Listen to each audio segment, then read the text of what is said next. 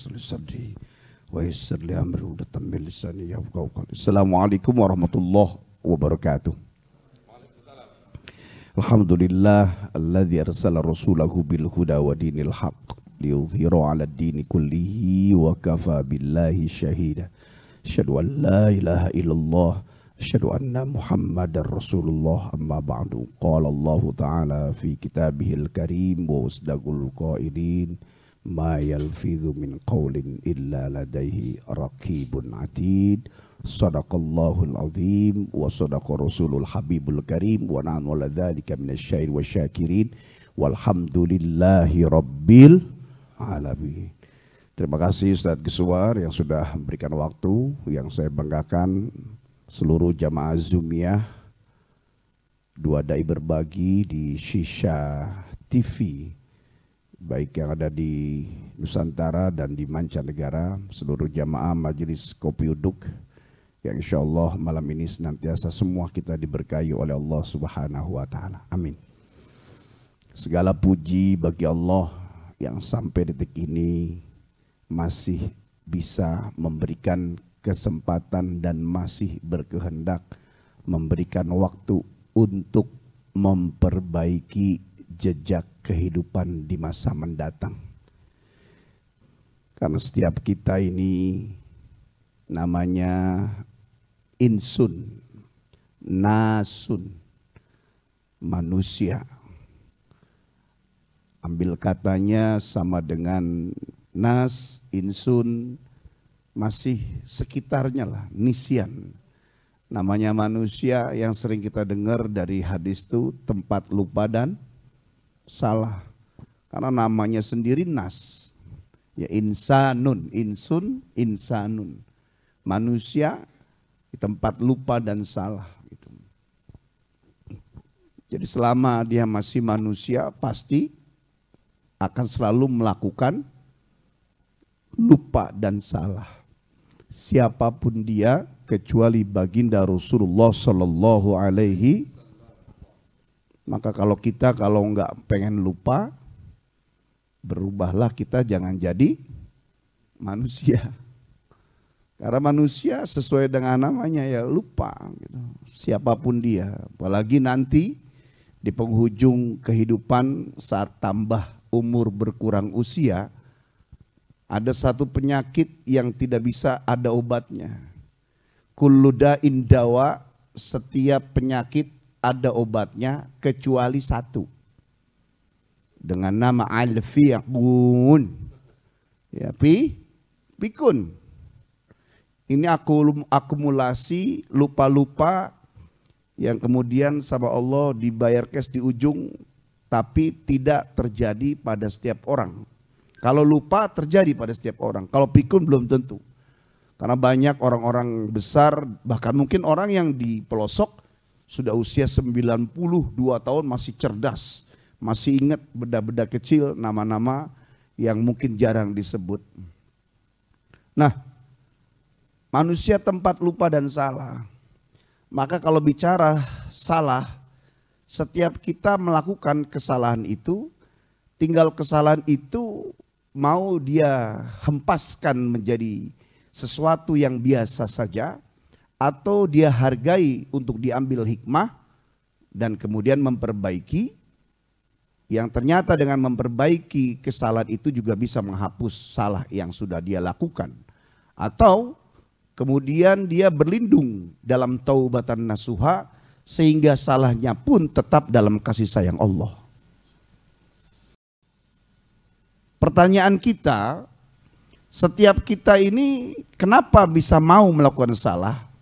Karena memang kita ini adalah terbentuk dari tanah yang manusia itu memiliki potensi intelektual, spiritual, emosional, sosial, punya daya juang, ya, punya daya bertahan. Ketika lemah dia ingin berjuang, ketika salah bisa jadi pengen bertahan. Kemudian cambuknya adalah hawa nafsu yang ingin terus memenuhi setiap keinginan tersebut. Di saat ilmunya mendasari, mengiringi sampai dia pada tujuan dengan kekhilafan-kekhilafan kecil. Ketika ilmunya tidak menjadikan dasar motivasi untuk bergerak, maka dia akan lakukan kesalahan berulang-ulang. Nah, ketika kesalahan berulang-ulang, yang baik berulang-ulang, wa may ya'mal mithqala dzarratin wa may ya'mal mithqala dzarratin, ini warning buat kita. Sementara ada perbuatan-perbuatan yang setiap kita sengaja untuk dilakukan dan dia tampakkan, ada juga perbuatan-perbuatan yang sengaja dia tutupi. Ada dua dosa, mau kecil besar, yang dosa itu satu diampuni, satu tidak diampuni. Bagaimana yang diampuni? Yang dia lakukan, kemudian dia menyesal, dia tutupi, kemudian dia terus minta dibimbing. Satu lagi tidak diampuni, dosa yang dilakukan dengan kesombongan. Bagaimana itu dosa yang dilakukan dengan kesombongan? Dia berdosa, tidak ada penyesalan, dia berdosa, kemudian dia buka perbuatan dosa itu di hadapan manusia. Nah, kalau yang dia lakukan dengan kesombongan, kemudian dia buka tanpa dicari tahu, orang bisa tahu bagaimana kesalahan dia. Bagaimana dengan dosa yang dia sengaja tutupi? Ternyata Allah Maha melihat dosa-dosanya. Karena sebab itulah kita diminta untuk terus merasa ihsan. Al-ihsanuhu an ta'buda, ya. Kau beribadah kepada Allah seolah-olah kau melihat Allah. Kalaupun kau tidak melihat Allah, kau yakini dalam hati Allah menatapmu. Ini ihsan, kesempurnaan dari rukun Islam dan iman. Kenapa orang Islam kok masih dosa? Kenapa orang Islam kok masih menabrak kesalahan? Kenapa orang Islam masih menabrak ya apa-apa yang membuat dia jadi ingkar dan kufur kepada Allah? Islam yang 5 dia penuhi, bahkan dia haji. Rukun iman yang 6 dia tahu, dia percayai. Kenapa masih bersalah dengan kesalahan yang tidak, hal yang jauh dari tidak disengaja? Memang disengaja karena tadi ihsan. Ya, kalau ihsannya benar, dia akan kuat. Kalau ihsannya tidak kuat, tidak baik, maka dia akan terus ya mengingkari bahwa Allah menatap dia. Sementara Allah itu memiliki spy, mata-mata. Ada berapa mata-matanya? Ada 3. Mata-mata dari dalam. Yang kedua mata-mata dari luar. Yang ketiga mata-mata dari dalam dan dari luar. Mata-mata dari dalam, matanya. Mata-matanya. Jantungnya, tangannya, kakinya. Ya. Apapun yang semua dia miliki dalam tubuh, termasuk 360 sendi, itu menjadi mata-matanya. Al-yawma nakhtimu ala afwahihim wa tukallimuna aydihim wa tashhadu arjulum bima kanu yaksibun. Nanti hari itu ya, semua yang ada di tubuhnya menjadi saksi. Mulutnya bicara, anggota tubuhnya menjadi saksi. Inilah mata-mata dari dalam. Mata-mata yang kedua, mata-mata yang kemanapun dia ngikut. Mata-mata yang kalau kita nengok kanan kiri, kemudian yang di kanan kiri di pundak kita, hei kau lihat apa? Aku di sebelahmu. Aku di pundakmu. Kau mencari siapa? Oh nggak ada bos nih. Mumpung nggak ada Pak Edi, nggak ada Ustaz Supri nih. Kata malaikat Raqib, aku di sebelahmu. Kata Atid, aku di sebelahmu juga. Ayatnya tadi dibaca. Yatalaqal mutalaqqiyani anil yamini wa anis shimali qaid. Ketika satu orang kemudian duduk, dia menemani di sebelah kanan kirinya. Ma yalfidhu min qaulin illa ladaihi raqibun atid. Tidaklah ucapan seseorang sampai pun apa dilakukan gerak sedikit saja kecuali semuanya berada dalam pengawasan malaikat Raqib dan Atid. Mata-mata yang kedua. Mata-mata yang ketiga, mata-mata yang memiliki semua mata-mata, mata-mata yang memiliki semua mata-mata, mata-mata yang bentang dari timur, barat, utara, timur, selatan, semesta alam, mata-mata yang kalau diumpamakan ada semut kecil hitam di balik batu yang hitam di malam gelap gulita, mata-mata itu mampu menembus ada di mana anak semut kecil hitam itu. Mata-mata siapa itu? Allah Subhanahu wa ta'ala. Maka karena sebab tiga mata-mata inilah kita diminta oleh Allah untuk membentuk dan membuat jejak yang baik dalam hidup, terlepas dari dirinya sebagai manusia yang memiliki salah dan lupa. Kalau manusia saja mampu membuat rekod jejak setiap pergerakan yang tentunya harus ada yang tidak disengaja dari orang, yang disengaja dari dirinya, seperti halnya Google yang mampu dia merekod semua jejak manusia di seluruh dunia. Google punya satu gedung untuk menyimpan semua jejak digital manusia. 7 miliar manusia lebih berada dalam satu drive. Bisa ditayangin Bang Ramdan. Lihat di Zoom. Ya. Yang tidak bisa hilang kecuali mereka hilang. Yang tidak bisa hilang kecuali memang pabriknya, gedungnya terbang. Itu pun kalau nggak di-copy sama dia. Kita hapus handphone kita. Kita upload, kita posting apa saja. Kita bisa ganti-ganti handphone. Tapi semua itu record di sana tidak bisa hilang. Berapa kali handphone kita hilang, berapa kali handphone kita diganti, berapa kali TV kita dirubah, berapa kali pindah-pindah rumah, ganti nama, ganti akun, ganti email, ganti password, ganti PIN, tetap di Google sana tersimpan. Kecuali gedungnya hancur atau gedungnya ada, ya, kemudian terbakar, orang-orangnya ganti. Manusia saja mampu menyimpan jejak kehidupan manusia yang ada di tempat-tempat lain, apalagi Allah Subhanahu wa ta'ala. Lihat tayangannya. Ya, silakan.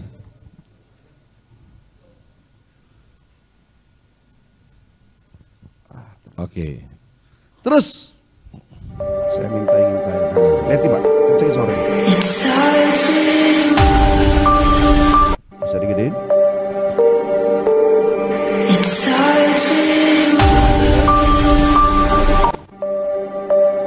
Nah, lihat Pak. Ini semua yang Bapak pernah posting, yang kita pernah posting, ini satu gedung hektaran. Handphone kita hanya berapa giga saja gitu. Tapi di seluruh manusia di dunia.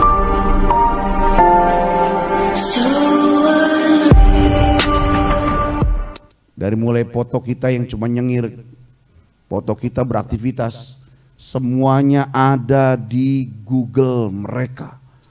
Dan sama mereka tidak dihapus.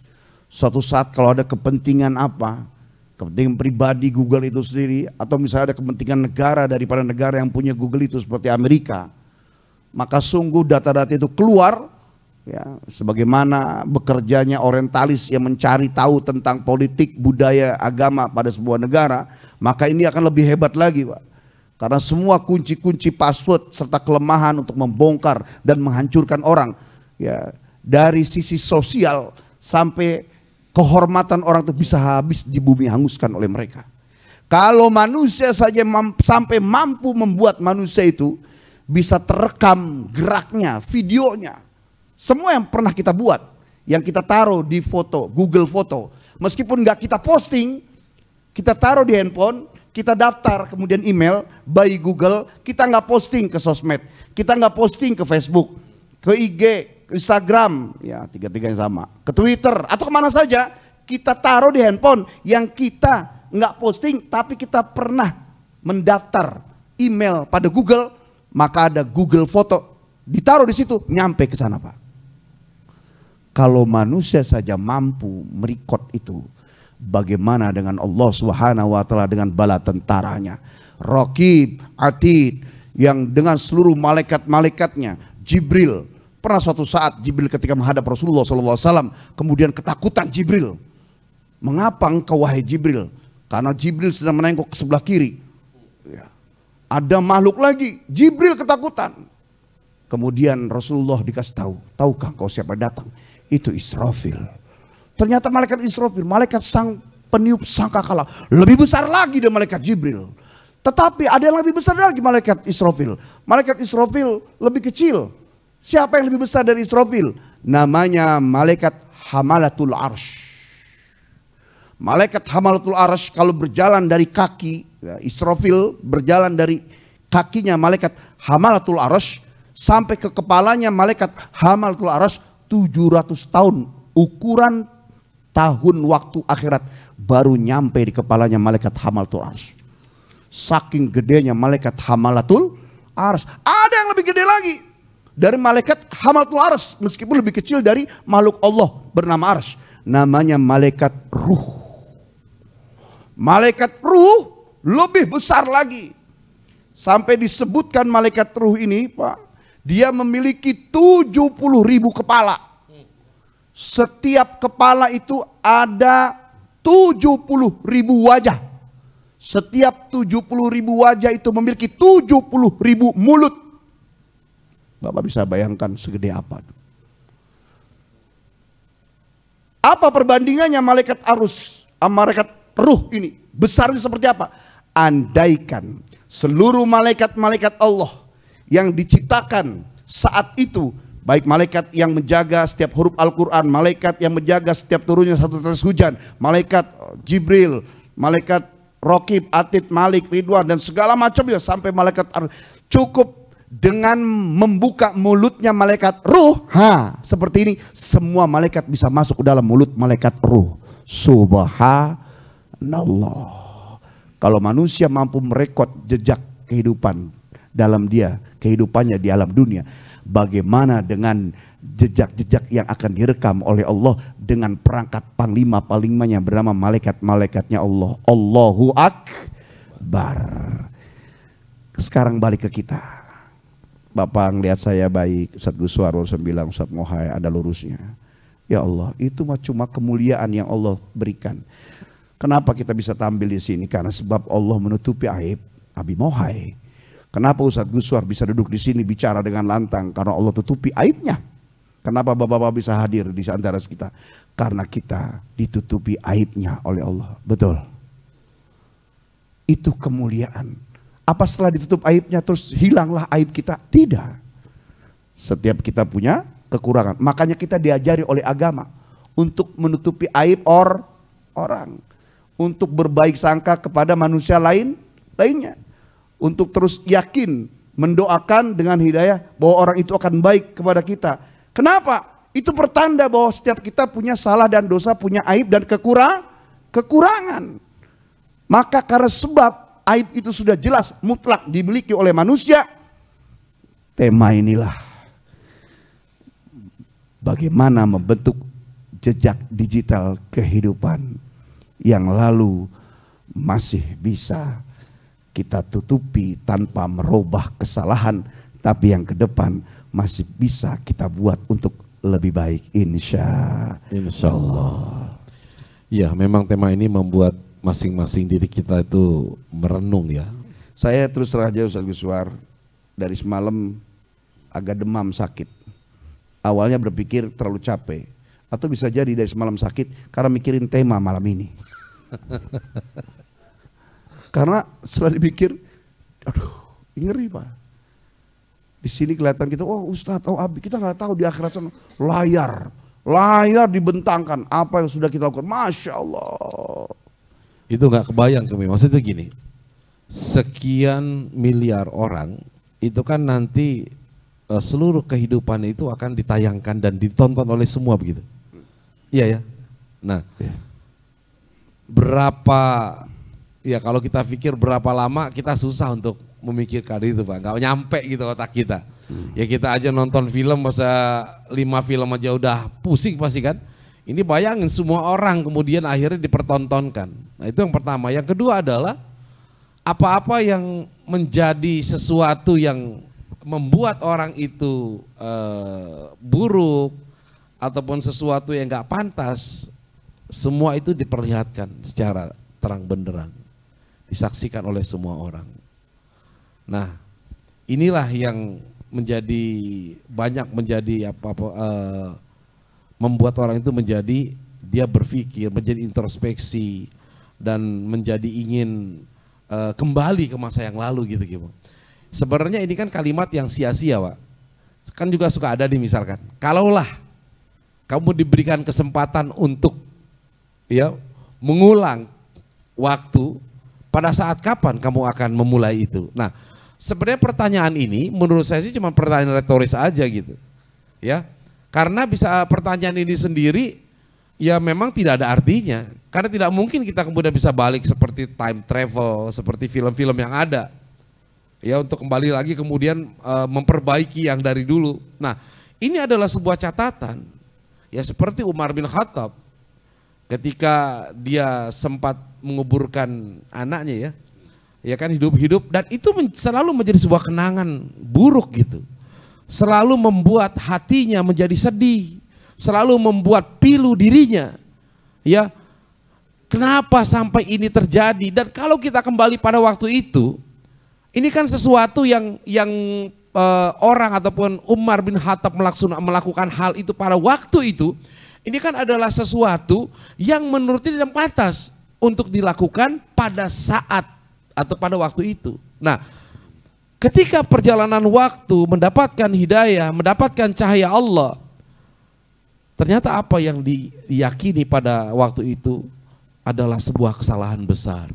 Dan saya pikir masing-masing kita mungkin pernah melakukan hal yang ini, Pak.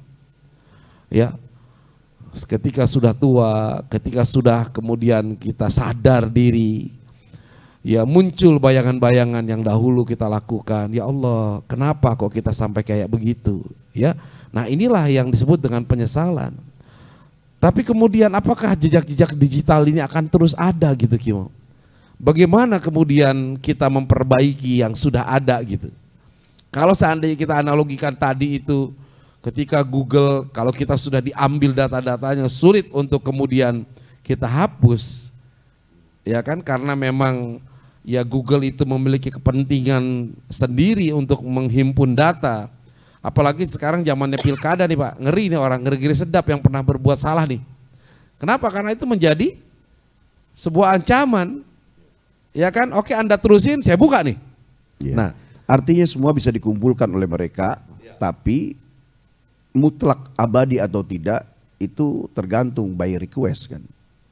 Kalau kita memang ada pernah kesalahan, gimana caranya supaya bisa kehapus? Di Indonesia nggak bisa, punya duit berangkat terbang, kita temui yang punya Google, komisaris atau ownernya, kemudian tolong dong dihapus ini, saya nggak mau, bayar dia berapa, ya, itu bisa bisa hilang. Malah curiga, emang ngapain mau dihapus? Iya, gitu? Curiga nggak curiga urusan dia, yang penting dia bisa bayar untuk menghapus. Gitu. Artinya manusia yang kita bicarakan dia bisa menyimpan, gitu kan? Perkara bisa dihapus atau tidak, yang jelas udah pernah menyimpan. Tapi berbeda dengan catatannya Allah Subhanahu Wa Taala. Walaupun nanti di sana kan ada kelompok manusia yang menerima kitab dengan tangan kanan kemudian diletakkan di dadanya, kemudian ada yang menerima kitab catatan amalnya kemudian diletakkan di tangan, diambil tangan kiri diletakkan di dada kiri. Ada yang menerima dengan tangan kiri kemudian diletakkan di belakang punggungnya. Nah, ini saya kalau udah ngomong gini, maka kita ini udah nggak ada bedanya antara seorang guru dengan jamaah atau siapapun, orang tua dan anak. Sudah bisa jadi berapa banyak orang yang lebih banyak umurnya ya bersalah, anak kecil bisa lebih banyak gitu. Makanya kita diminta oleh Allah tuh untuk beradab dalam bergaul. Seperti saya ngelihat misalnya kalau ada orang tua, pikiran kita selalu berpikir, Masya Allah tuh orang amalnya udah banyak kali ya. Ketika ngelihat anak yang muda, ya langsung kita berpikir, ya Allah tuh orang, ya anak ini dosanya masih sedikit gitu. Jangan dibalik. Ngelihat orang tua, orang dosanya udah banyak kali ini. Ya, yang muda, dia siapa ente, amal ente masih sedikit gitu kan. Ya, ini yang sering terjadi di antara kita. Seolah yang tua itu dosanya lebih banyak. Kalau bicara dosa lebih banyak kan tetap aja, ya, amalnya, ibadahnya lebih banyak. Ya, kalah bicara umur. Meskipun dalam makalah Imam Syafi'i disebut al-alimu kabirun wa inkana hadatsan wal jahilu saghirun wa inkana syekhon. Orang alim itu besar meskipun dia muda, dan orang bodoh itu kecil meskipun dia banyak umurnya. Nah, oleh karena itu kita diperintahkan oleh Allah untuk terus mengejar. Kalau ilmu itu kejar aja udah sedapatnya. Kalau bicara hasil belakangan. Betul nggak? Halo? Pada melotot aja ini. PR kita banyak nggak? Banyak. Bahkan kita semua sampai sekarang masih belajar. Ya, saya Ustaz Guswar masih belajar. Masih ada di kelas, masih baca buku. Nggak boleh berhenti. Perkara berhasil itu bukan urusan kita. Karena Allah sendiri pun menghargai setiap proses yang dilakukan. Nah, dari semua kesalahan itu ada dua hal nanti. Ada Allah mengampuni, ada Allah menghapus. Mengampuni kesalahan atau menghapus kesalahan. Kira-kira kita pilih yang mana? Hapus. Main hapus-hapus aja nih. Ya, ada orang yang diampuni tapi belum tentu dihapus. Ya. Bagaimana tuh yang diampuni tapi tidak dihapus? Kalau diampuni saja hukuman berjalan, Pak. Kalau dihapus nggak ada catatannya. Bagaimana dihukum orang dihapus?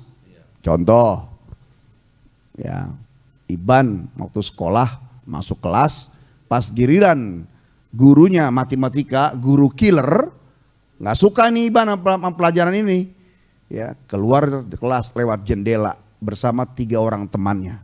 Ketahuan karena ada yang lapor, panggil, Iban sini, gitu. Kamu saya masuk malah keluar lewat jendela kamu, macam-macam. Pak, minta maaf Pak, saya salah Pak, belum ngerjain PR Pak.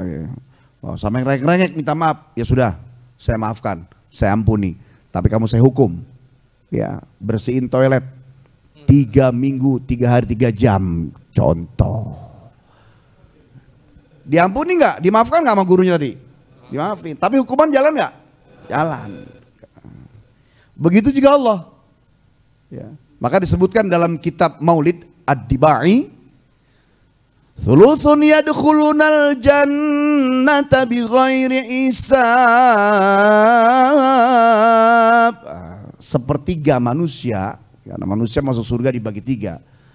Thuluthun yadkhulunal jannata bighairi hisab, masuk surga tanpa hisab. Siapa itu? Para nabi, para aulia, para siddiqin, para syuhada. Mereka nggak pakai hitungan, langsung bablas.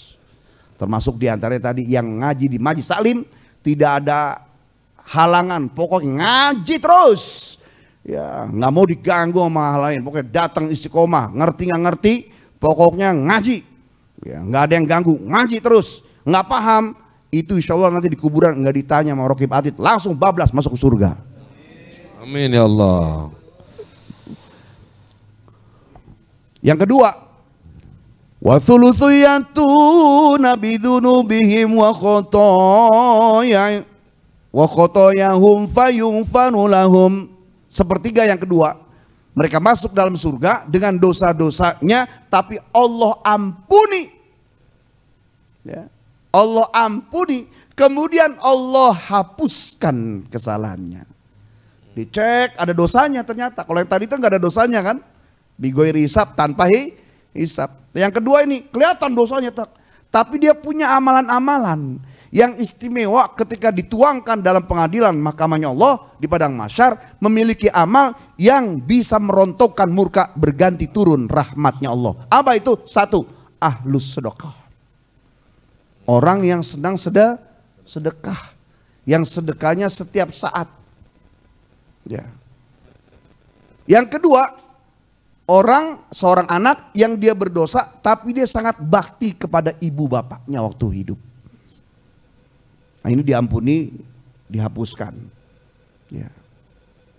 Tuh. Kemudian yang 3, orang kaya yang dermawan, tadi masuk pada sedekah. Dermawannya apa? Dia berjuang dalam agama. Ya, nggak boleh lihat ada sedikit ustadz, ya, kelihatan kurus-kurus gitu, samperin. Ustadz, kasihlah, ya. Tawarin bantuan, kasih ini, bangun masjid, bangun musola, sampai terkesan dia kayak nggak perlu duit Pak. Duit diawur-awurin sampai Pak Haji nggak doyan duit ya. Oh siapa bilang? Itu saya lihat tiap hari Pak Haji sedekah, kasih ini, kasih itu, kasih ini, kasih itu, buang-buang duit. Justru saya sangat terlalu cinta kepada harta saya. Saking cintanya saya dengan harta dunia, saya nggak mau berpisah sampai nanti di surga.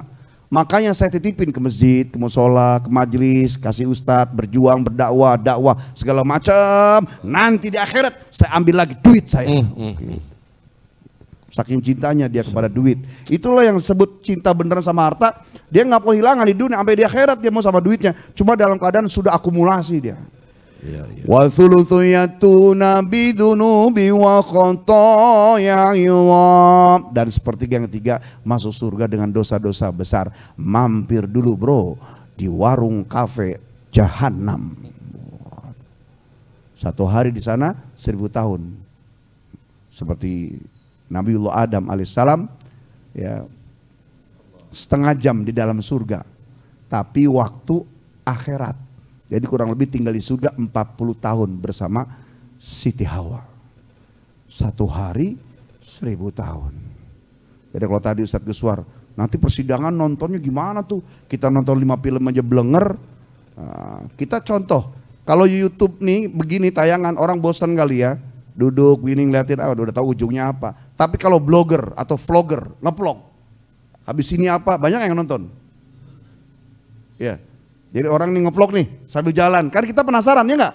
Habis ini apa ya? Sama, kita nanti semua nonton tuh.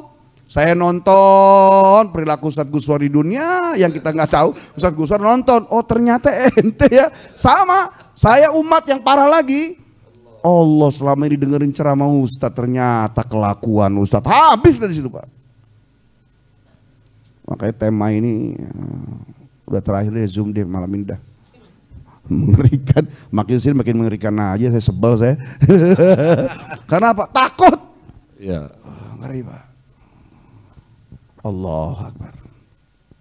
Itu tadi cara menghapus apa jejak itu kan dengan banyak bersedekah ya. Ini ya, ini efeknya buat kita akan terasa nih. Bentar lagi langsung selesai toilet 3 biji nih.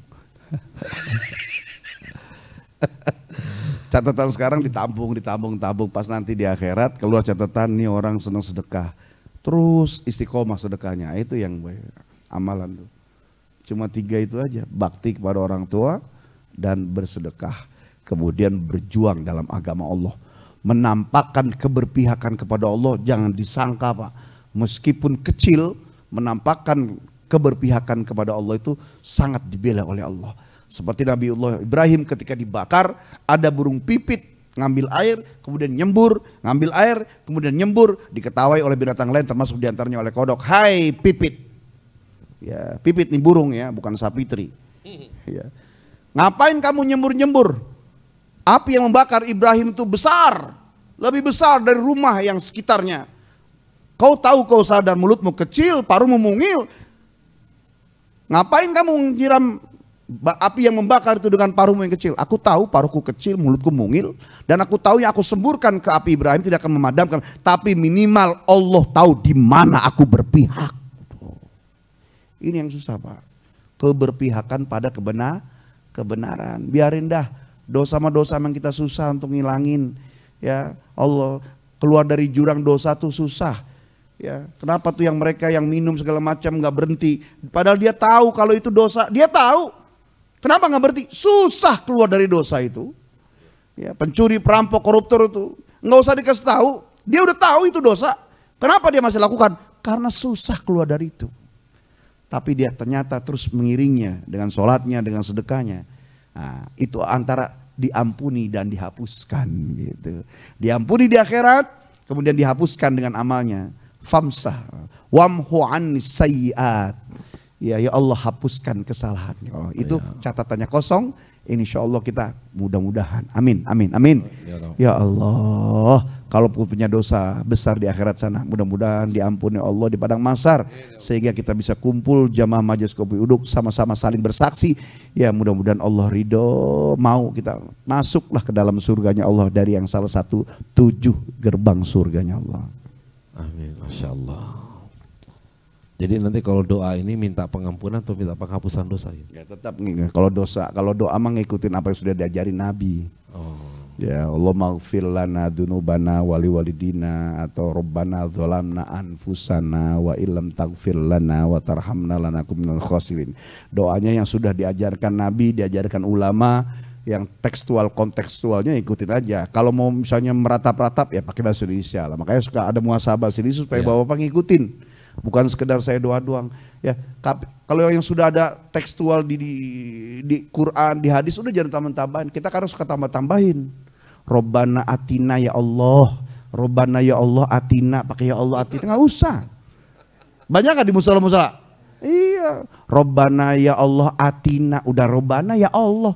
Itu namanya ya dibahas Indonesia kan. Ya. Seperti contoh, Allahumma inna nas'aluka salamatan fi dinina wa afiatan fi jasadina. Nggak usah ditambah-tambah. Allahumma inna nas'aluka salamatan fid din, cukup wa afiatan fil jasad, wa ziyadatan fil ilmi, wa barakatan fir rizki, wa taubatan qoblal, wa rahmatan indal, wa maghfiratan ba'dal. Hawin, nggak usah pakai Allahumma lagi. Hawin alaina fi sakaratil wan najata minan nar wal afa indal. Nah, kadang di musola dibaca tuh Innas aluka salamatan fi dinina wa afiatan fi jasadina. Kalau mau pakai na semua sudah keluar dari tekstual ya. Fi dinina wa afiatan fi jasadina wa barokatan fi rizkina wa taubatan qabla mautina wa maghfiratan ba'da mautina gitu. Allahumma hawin alaina fi sakaroti mautina. Terus nak ini enggak di depannya doang, nana sananya hilang, ngarang berarti.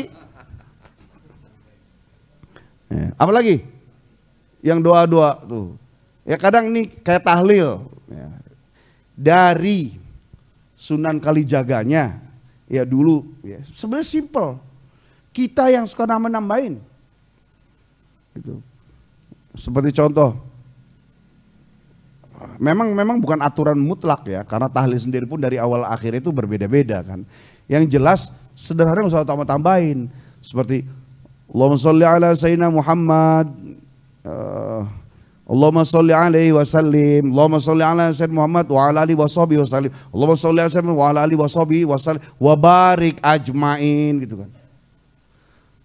Kemudian ila hadratin panjang semua dibaca. Tanya Habib Ali bin Shalih Al-Athas tuh, kenapa harus Fatihah banyak-banyak? Nah, wa ila hadrati Rasulullah terus sebutin sekali Al-Fatihah selesai sudah. Kita kadang yang pengen afdol. Semua Fatihah sampai lama, tahlil 1 jam. Meskipun yang paling sejarah tahlil kemarin, doa dulu baru tahlil tuh. Oke.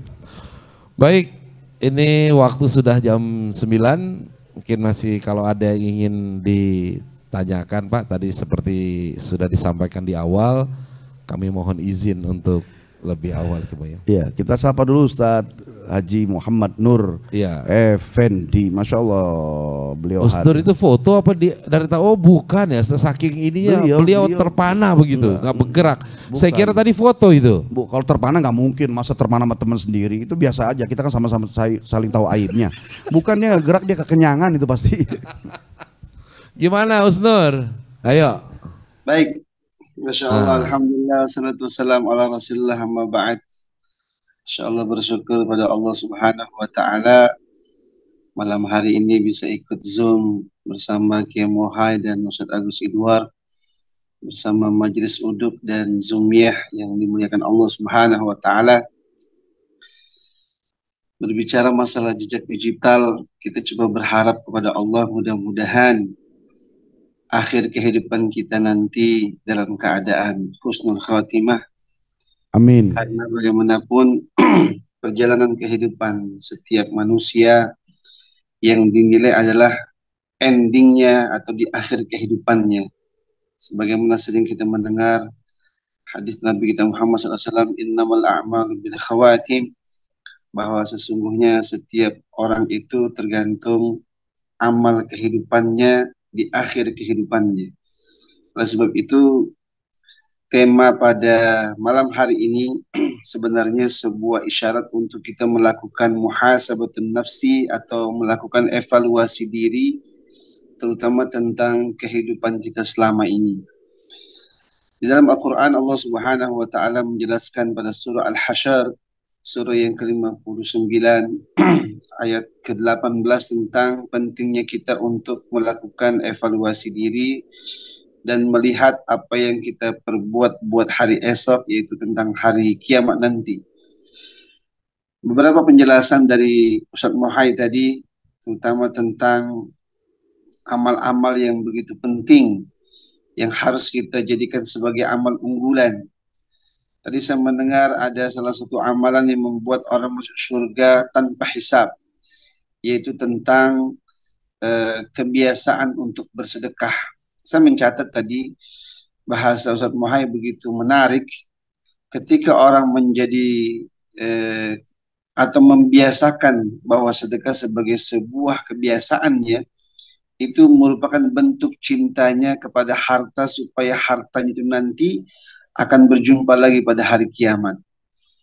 Dan ini salah satu ungkapan yang menurut saya ya sangat, kadang-kadang orang suka merasa kontradiksi dalam pemahaman. Mereka ketika ditanya apakah harta mereka akan dibawa, mereka mengatakan tidak dibawa.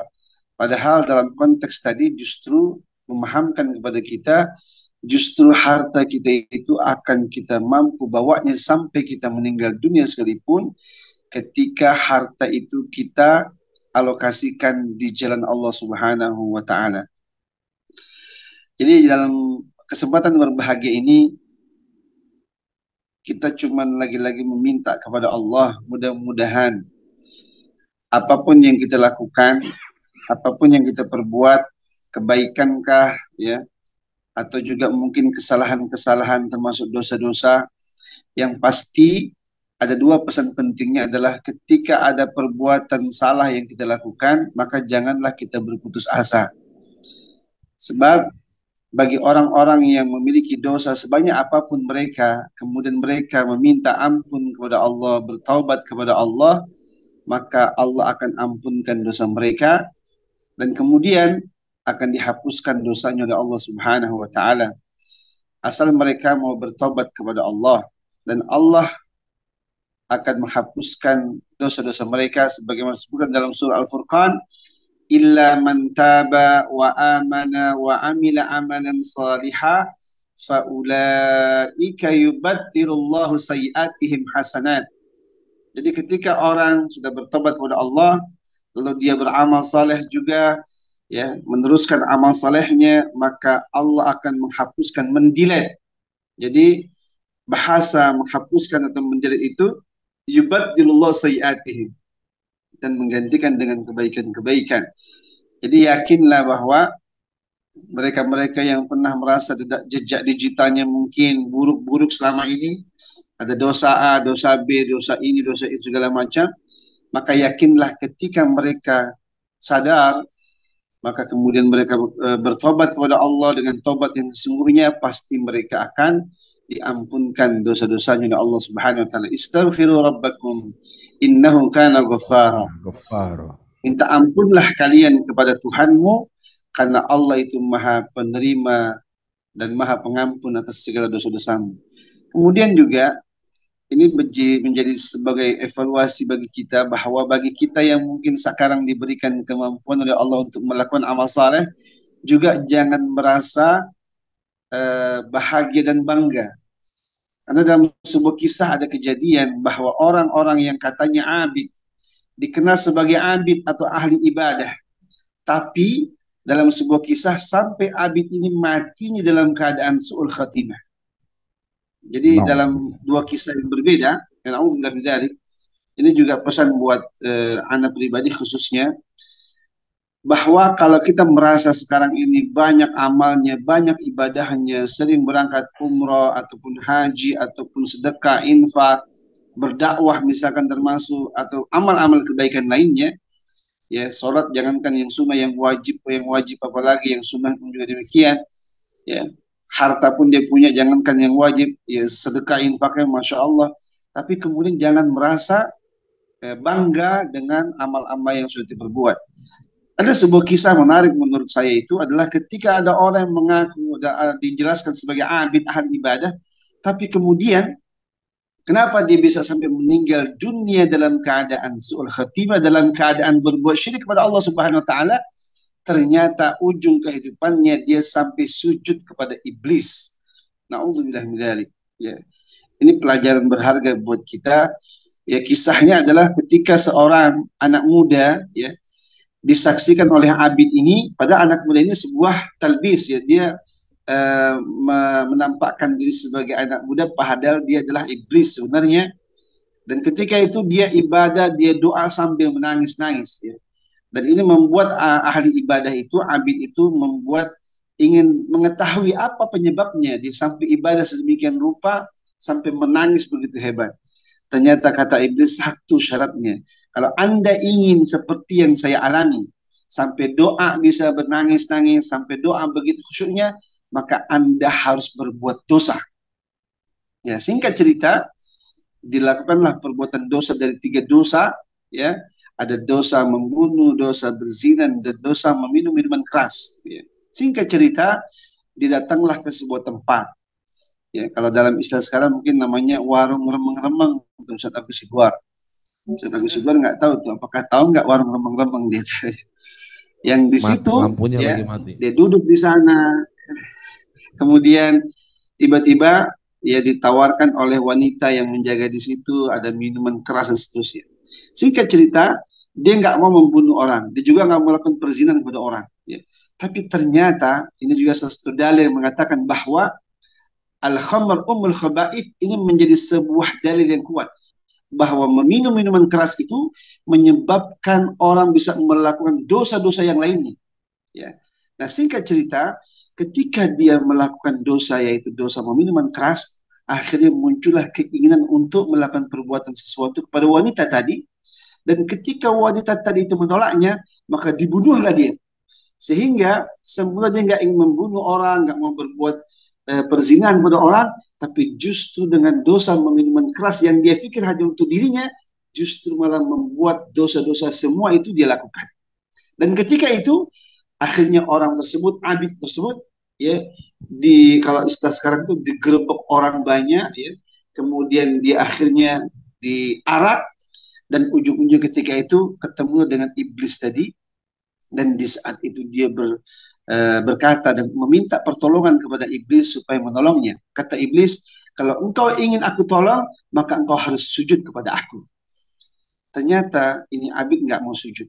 Kalau kamu nggak mau sujud, maka aku nggak akan tolong kamu. Singkat cerita, akhirnya dia sujud juga kepada iblis, dan akhirnya beliau meninggal dunia setelah itu. Na'udzubillah min dzalik.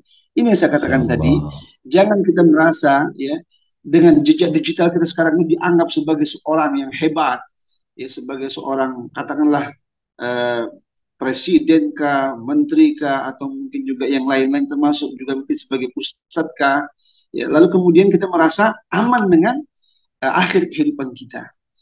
Saya rasa ini menjadi sebuah bahan evaluasi, termasuk yang saya bilang tadi, jangan juga kemudian pada orang-orang yang selama ini banyak bergelimang dengan dosa, kemudian mereka menganggap nggak ada ampunan dari Allah. Dalam kitab hadis Riyadhus Shalihin, itu saya lihat dalam backgroundnya Kiai Muhai itu ada kitab namanya Riyadhus Shalihin. Itu ada di bab tentang taubat, ya. Di situ ada penjelasan tentang seputar bahwa ada manusia yang telah membunuh 99 orang, bahkan sampai 100 orang, tapi dengan dia punya kesungguhan pengen taubat, akhirnya dia jadi ahli surga. Jadi kaum muslimin rahimahullah, ini lagi-lagi sebuah pelajaran penting bahwa yang kita inginkan adalah jejak digital kita yang di akhir kehidupan, ya. Walau mesti kita kepengen juga sejak awal balik sampai ujung kehidupan itu baik terus, tapi juga nggak ada yang semua orang tahu. Apalagi bahasa Quran mengatakan wa ma tadri nafsum madza taksibu ghadan wa ma tadri nafsum bi ayyi ardin tamut. Untuk urusan besok jangan kita nggak tahu. Apalagi termasuk urusan kematian, di mana kita akan mati, sedang apa kita mati juga nggak ada yang tahu. Oleh sebab itu, mudah-mudahan dengan kita menuntut ilmu setiap malam Jumat khususnya di majelis ini bisa menambah keimanan kita kepada Allah, menambah ketakwaan kita kepada Allah, dan meningkatkan amal saleh kita untuk selalu beramal dan beramal. Dan tadi saya mendengar lagi-lagi bahasa Kemah itu bagus banget tuh. Ini menjadi sebuah kebiasaan yang harus terus kita lakukan. Karena Nabi bilang apa? La hasada illa fitnatain. Kita itu nggak dibilang hasad. Hasad itu nggak boleh sebenarnya kata Nabi. Kenapa? iri sama orang, dengki sama orang nggak boleh. Kenapa? Al-hasad yakulul hasanat kama takulun nar al-hatab.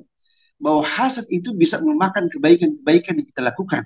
Tetapi ada sebuah amal yang Nabi bilang nggak disebut hasad kalau kita berbuatnya. Apa itu? Rajulun atahullahu al-Quran.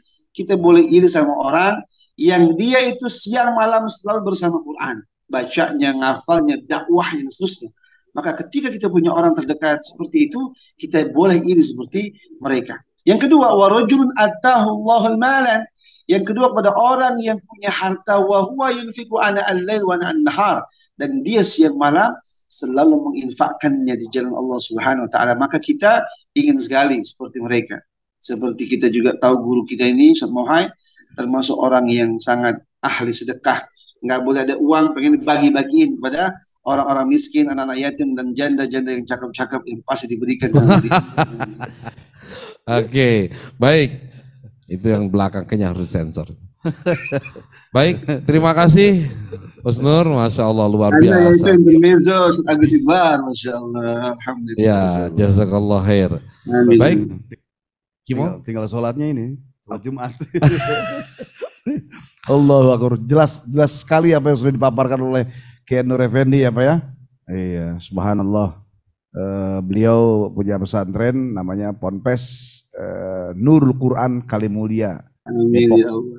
Ya, lagi bangun ya, mudah-mudahan suatu saat kita bisa silaturahim ke sana dan berbagilah ya, insyaallah. Syukran jazilan. Amin. Baik, saya kira ya ini kita harus mengakhiri dulu Kiwa ya, karena waktu kita juga habis ini. Mohon izin Pak ya, langsung berangkat ke Asyafiyah dalam rangka kegiatan kongres lisensi pada malam hari ini. Baik, mari sama-sama kita tutup dengan doa, silakan. Bapak, kita angkat kedua tangan kita. Wa'afanna karim astaghfirullahaladzim. Allahumma salli ala sayyidina Muhammad wa ala ali sayyidina Muhammad. Allahumma ighfir lana dhunubana wa liwalidina warhamhuma kama rabbayana shighara. Rabbi ighfirli wa liwalidayya warhamhuma kama rabbayani shighara. Rabbi habli minas salihin. Rabbi ja'alni muqimas shalah wa min dzurriyyati rabbana wa taqabbal du'a. Rabbana ighfirli wa liwalidayya walil mu'minina yawma yakumul hisab. Ya Allah, bagaimanapun dosa kami banyak, ampuni. Bagaimanapun ibadah kami masih terbatas, penuh kehilafan, tidak khusyuknya, terima ya Allah. Bagaimanapun kami masih mencintai dunia, berjibaku, berpaya-paya, berguling-guling dengan harta dunia, kelalaian terlena. Suatu saat kau wafatkan kami Allah, wafat husnul khatimah. Rabbana atina fid dunya hasanah wa fil akhirati hasanah wa qina adzabannar. Walhamdulillahi rabbil alamin. Baik, alhamdulillah. Demikian telah kita ikuti bersama kajian kita pada malam hari ini. Mudah-mudahan Allah berikan kesehatan sehingga kita bisa berjumpa kembali minggu depan di jam yang sama.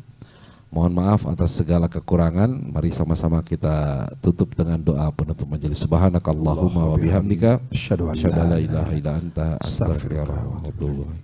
Allahumma wafiq ila aqwamit wa billahi taufiq wal hidayah. Assalamualaikum warahmatullahi wabarakatuh. Assalamualaikum warahmatullahi wabarakatuh. Anda telah menyaksikan tausiah virtual bersama Dua Dai Berbagi yang dipersembahkan oleh